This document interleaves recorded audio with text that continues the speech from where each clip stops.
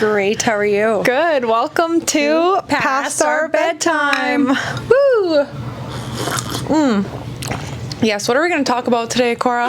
We're going to talk about how we deal with stress and how to recognize it and healthy ways to deal with it. Yes, she is right. Yeah. So I have prepared some stuff. I just know because I'm always stressed. You're not always stressed, are you? Well, lately. Oh, yeah. Lately I've been pretty stressed. I feel like mine comes in like small spurts too, like, and then I deal with it and then it goes away and stuff. Yeah, I feel like the lighting right now coming through the sunset is outing us being past our bedtime. Yeah. But we're gonna deal with it. Today we are filming a little earlier. Yeah. Because you know what, we're parents and that's how it goes, and this is how we unstress ourselves from all of those factors. Yeah. We have kids' schedules to get to and stuff. Yes. Yeah. So what's your first one? Well, I think the first thing, ways to deal with it is you have to actually recognize your own stress signs, and everybody's got different types of stress signs. Yes. You know, and if you can't recognize what those are, then how are you supposed to actually, get through it? Yes. So what are your signs? Well, it depends. I have one really, really bad stress sign, which is my chronic hive disease. Yes. I was diagnosed a few years with this hive disease where I would get hives, ginormous hives all over my body. Mm-hmm. And so we didn't really know what it was from, but I've had it for a while now, right? Yeah, since 2013, 14 maybe. Yeah. And so it took me a while, but I went through a very stressful traumatic event, and all of a sudden I had this disease, I guess, or whatever they call it. And so I put two and two together, and after talking with the counselor, they were like, yeah, it is related to stress. When you stress so much, you can actually make yourself sick, and you get sick very, very easy from being stressed. So I know when I'm getting really, really stressed is if I start getting hives. Where do you get them? Anywhere, my hands, my arms, my legs, my hips, my back. Lots of the times I get them on my face, but now I have a way of managing them. I can take allergy medication. So allergy medication helps stop hives, basically. So when I was first managing them, I took it every single day just so they would go away. Yeah. And now I only have to take the medication when I actually find a hive. Right. And so now a hive will only be as big as a quarter. What? And they used to be how big? They can get as big as my whole arm, head, shoulder. People thought I was burnt in a fire. It was really, really bad. I have some photos. Maybe I'll insert them now.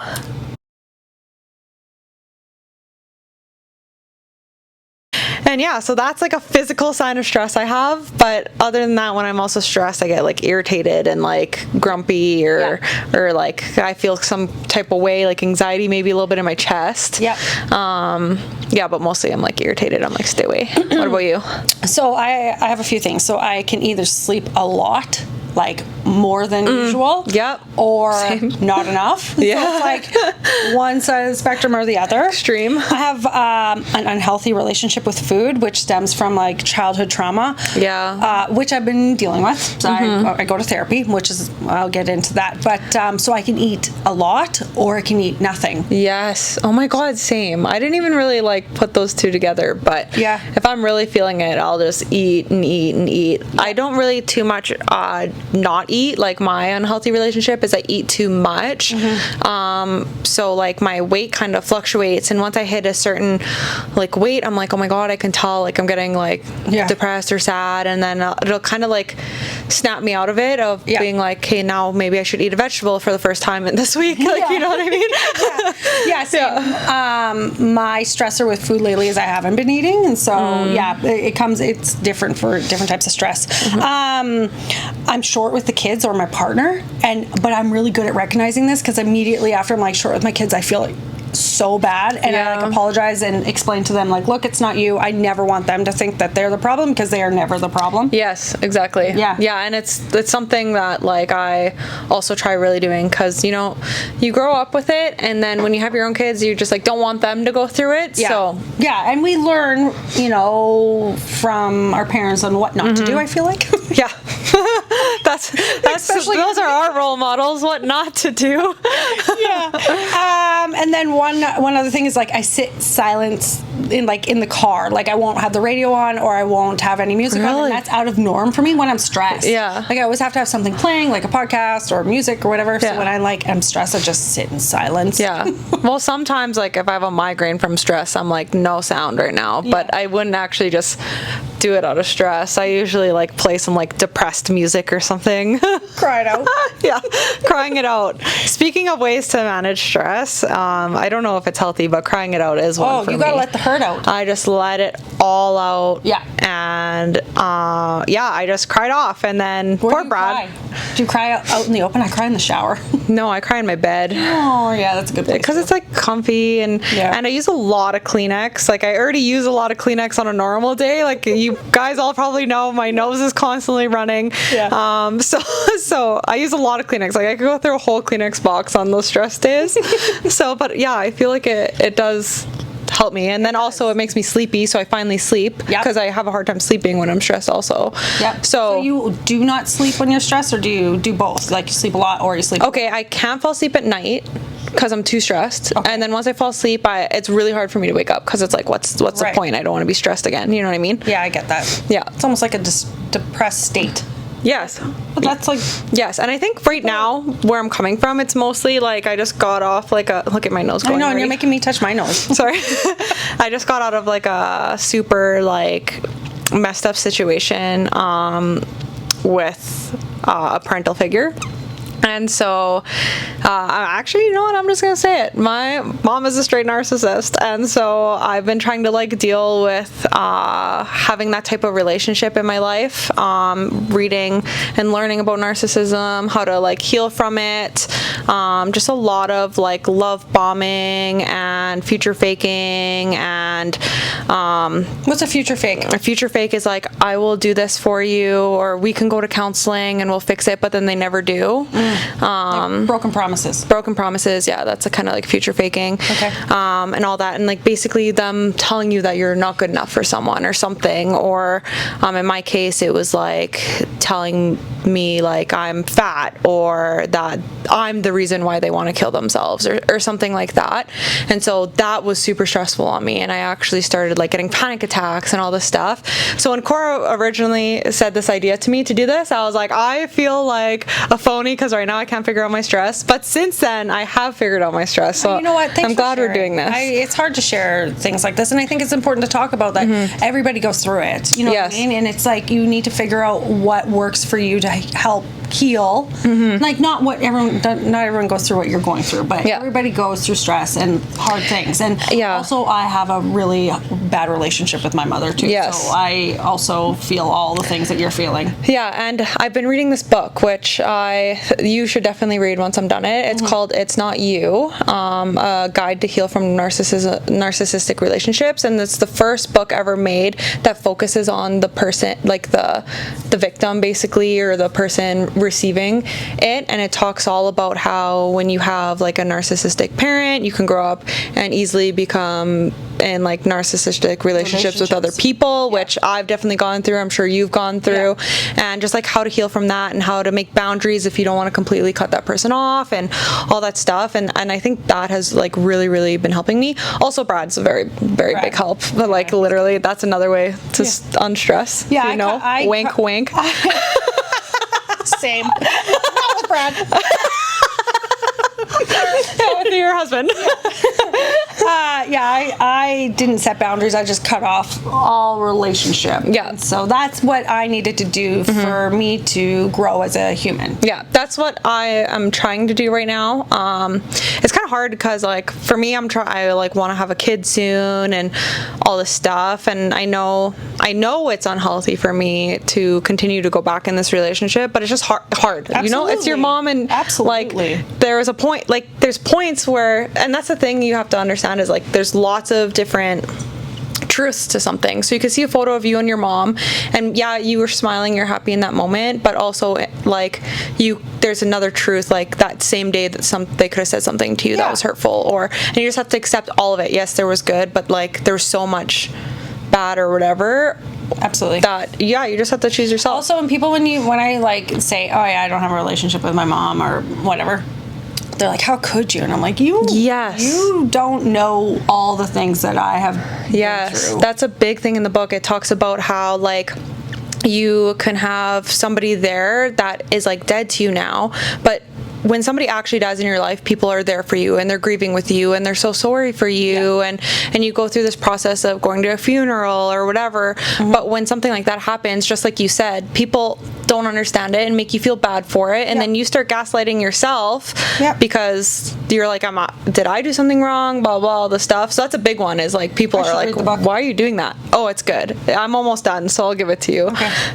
Sounds good. But yeah, so that's all my stress and where I'm coming from and how I got out of the most stressful situation ever to come. Okay, great. I like that we're sharing this, because I think it shows that we're human, and that it's okay to talk about these things, because there's a stigma around trauma or stress, and always pretending to be like you're okay, and it's okay not to be okay. 100%. 100%. So what are things that you do to deal with it? So for me, I was told by my counselor that slow movement is like key on helping calm your nervous system. So when you go through a traumatic event or like a narcissistic relationship, let's say, your like nervous system is all whacked out, so your fight or flight is like on with everything all the time. Somebody might not text you and you could be having a flight or fight moment, and so your heart's going, you have anxiety. But slow walking walking or fishing or yoga, anything really slow moving, painting, sewing, whatever, helps your brain like go slower and be in the moment and calm down. And so I always walk slow, and like, it's weirdly slow, like so slow. I think that would be hard for me to do, and I should try it, because I need I like work out, or I go for a run. But if you need to calm your nervous system, the slow things are the best. Do you fish ever? No. So that's fishing's good, because you're sending it out, you're slowly wheeling it in. Every once in a while you might have a little bit of ooh, but then you're training yourself from the excitement to slowing down again, you know what I mean? But yeah, slow walks, and like walk so slow. Try to find somewhere like really nice, or maybe where there's flowers or trees, so that when you're walking slow, you can like what you said you love to do is like touch nature stuff the other day. I was like, look at all this moss on this tree, so cool. And then ants came out of it was cool. So that's one that I learned from my counselor, and I think it really helps me. Swimming, that's another huge one, is if you just go swimming, it forces you to go slow because of the way water is. So like, even if you're trying to swim pretty fast, it's pretty slow still. So like, that's a really big one if you have a hard time slowing down, like walking or whatever. My mind is like literally going all the time. You should try it, swimming. And you take the kids and they're all going slow. It helps them out too. We went swimming on the weekend. Oh, nice. Refreshed after. It's good. That would make sense. What's one you have? Well, I sound like a broken record on this one. Getting outside. And doing movement. Movement is medicine. I feel like if I'm starting to get stressed, I'm like, when's the last time I was like outside for a walk? But I've been going for walks every single day. Every single morning I've been waking up really early and going for walks just all by myself. And that's another thing. I need to like be alone. I need to recharge, and I need to be alone, away from everything and everyone, and just not talk to anybody. Yes, I need that too. I'm an only child, so like it's really hard sometimes for me to be around a lot of people. So sometimes like the bedroom is just like shut off. I'm like, no, I need to be in here. And the kids can't come in. You can't come in, Brad, right now. Sorry. Same. But my partner also does that for me. Like, I need to be alone for a little bit, and then I get to like shut the door and just be alone. 100%. That's a huge one. Another one for me is like, I don't know, I guess like reading. There's two things that I've been doing lately, like during a break or at night, is like reading, which is healthy, but then also playing video games. I have this thing where like I'll just like obsess over a video game, and if I'm stressed, I'll just start playing this video game. It takes me like out of this world, you know what I mean? I kind of have the same thing. I watch like a series, like a new drama series on like Netflix or Prime, and I know it's probably not healthy way, because you're trying to disassociate because you can get into it, but I understand the whole video game thing. Like, you just like, your mind goes somewhere else. And then I feel good that I like beat something or a boss, and I'm like, I finally figured it out. I'm so smart. Like, you are so competitive. I love it. So that's another way I do a gratitude journal. Oh, I love gratitude journals. Didn't I get you one for your birthday? Yes, and you know what? This is a thing I've noticed with myself. When I first got this gratitude journal you gave me, honestly, I'm still using it, surprisingly, because I didn't use it ever since. Right. But I used it right away, religiously, for like 2-3 months. Yep. And then I kind of dropped off a little bit, would do it here and there, and then I didn't pick it up again until like something like really stressful happened to me. Yep. So it would be like being told that me and Brad can't have a baby naturally, and then I would pick it up and I'd start writing things I'm grateful for again and do it. And I did helps. it, and I did it again. I started doing it again. I think honestly it might have helped so much that I'm like out of the place now we're doing this video, because I felt like I could finally be at this place where I wasn't like faking it. You know what I mean? Yeah, I get it. And So- you're allowed to fake it for a little bit, because you still have to get out into the world and go to your job and like be a mom and like. Or like even doing this podcast, like my mom was saying how like I was totally fine and that I was faking how I was feeling because me and you were having so much fun on this podcast. And I'm like, just because I spend an hour or a half hour with Cora and we're funny and we're laughing, like doesn't mean I'm laughing and funny every other waking minute of the day.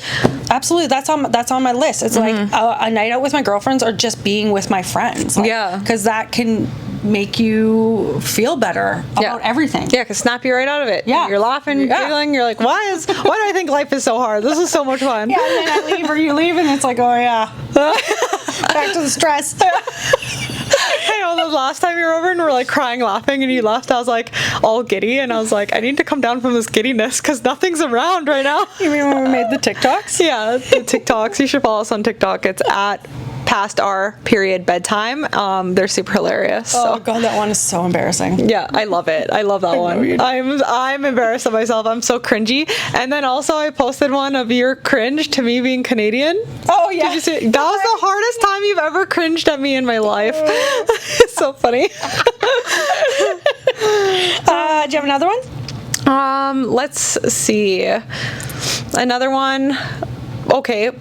Back in the day when I would go through stress, I don't do it as much anymore, but I would love to. I would play ukulele. That's gotten me out of a dark place, learning how to play ukulele and learning how to sing. Somewhere else. Yeah, and it's another thing, slow movement, because you're learning and then you're using your mind for your fingers, and I was singing, so it was like really working my brain. I like that.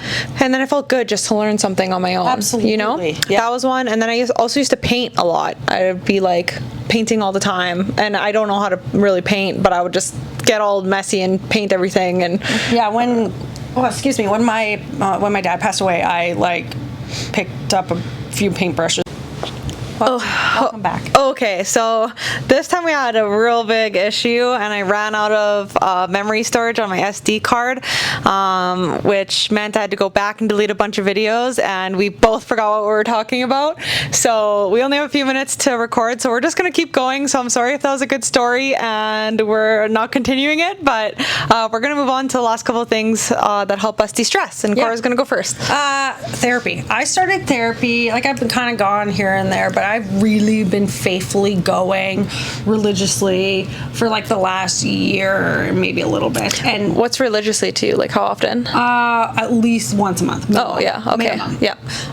And this person does somatic experience therapy as well. Oh, yeah. It's like finding the stored trauma in your body and helping you work through it. And like they don't touch you and you don't talk about like, you know, you can talk about what that trauma is or whatever, but they just help you move it to other places to get rid of it. And I was in so much pain after I like moved the trauma. I had a massage booked right after it. I don't know why. I just was like smart about booking it. Yeah. And the massage therapist couldn't even touch that side of my body. Oh, really? Yeah, because I was in so much pain. So instead they cupped, and you're about cupping. I'm going through cupping right now too. Yeah. So it works. I mean, I also believe in stuff like that, but but we also do talk therapy. Yes, I think honestly that is so true, because even just me going through all that stress and stuff, like it's not like I hurt myself, but I like tweaked my neck so bad I couldn't move it. I had to get cupping twice. Chiro, I have to go back to Chiro. I had a rib out of place. I don't know how that happened, because I haven't gone to the gym or done anything since I returned from my Mexico trip with my mom, because I've just been so depressed. But anyway, so yeah, Speaking of the gym, I really need to go back to the gym because before Mexico, that was a place where after I was done there, I would just feel so good. Endorphins. Like, but going there, I just had a malfunction so hard. Going there was so hard, but once I was done, I felt so good, and I don't even know if I really saw that much of a difference in my body, but my mind and was so different. Yeah. Or like I could go up the stairs You just gotta get going.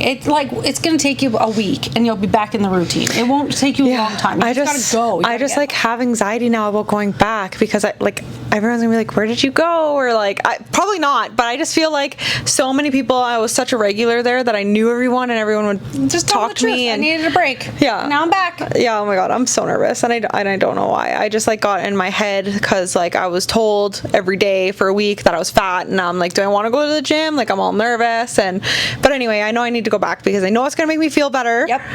But I've been walking outside, also good. To just do some kind of workout. Yeah, so good for you. And some people are like, walking's no workout. It is. Yeah. Get outside, get moving.